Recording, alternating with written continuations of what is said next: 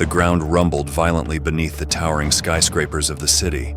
What started as a tremor soon escalated into a massive earthquake, splitting the earth in the heart of the downtown area. Buildings crumbled, streets cracked open, and chaos reigned. But the disaster didn't end there. From the dark fissure in the ground, a strange greenish gas began to seep into the air, spreading quickly through the city. At first, the survivors thought it was just debris or smoke from the destruction, but it became clear soon enough. Anyone who came into contact with the gas changed.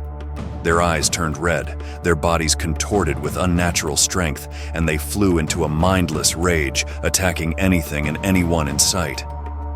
The infected tore through the streets, turning the once bustling metropolis into a nightmare of violence and horror.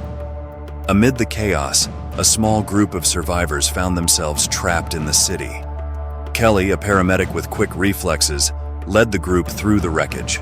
Alongside her were Jake, a mechanic who knew the city like the back of his hand, and Lily, a teenager whose family had been lost in the initial quake, amongst other survivors. They moved cautiously through the devastated streets, avoiding the infected and the military forces now patrolling the perimeter. "What's happening?" Lily asked, her voice trembling as they ducked behind a collapsed building. Kelly glanced around, listening for the howls of the infected nearby. "I don't know, but the military's not here to help us," she said grimly, pointing at a group of soldiers blocking the streets, their weapons targeted on anyone trying to escape. The government wasn't just sealing off the area, they were making sure no one got out. As night fell, the group sought refuge in the underground tunnels beneath the city. It was dark, damp, and eerily quiet, but at least they were safe from the infected, until they weren't. The tunnels echoed with the sounds of screeching and snarling as the gas had seeped below the streets, infecting anyone trapped down there. In the pitch-black darkness, they heard footsteps, then screams. The infected were close. Jake quickly rigged a makeshift barricade with debris, buying them time, but it wouldn't hold for long. "We have to keep moving," Kelly urged, her heart pounding. They pushed forward, emerging into an abandoned subway station. There, they stumbled upon a hidden laboratory, the truth slowly unraveling before their eyes.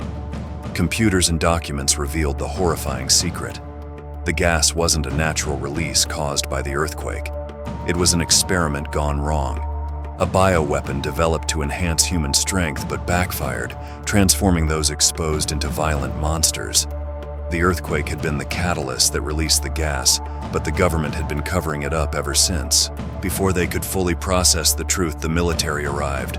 Soldiers stormed the lab, weapons raised, demanding the survivors surrender. But Kelly and her group refused. They knew too much. A brutal fight broke out, the survivors caught between the ruthless military and the infected pouring into the station. Gunfire echoed through the crumbling tunnels as the infected closed in.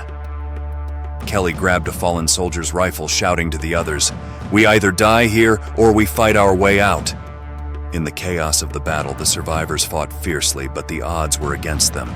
With their backs against the wall, they made a desperate last stand against the infected and the soldiers, knowing that escaping the city was their only chance at survival. And as the storm of violence raged around them, they fought not just for their lives, but to expose the truth that had brought their world to ruin.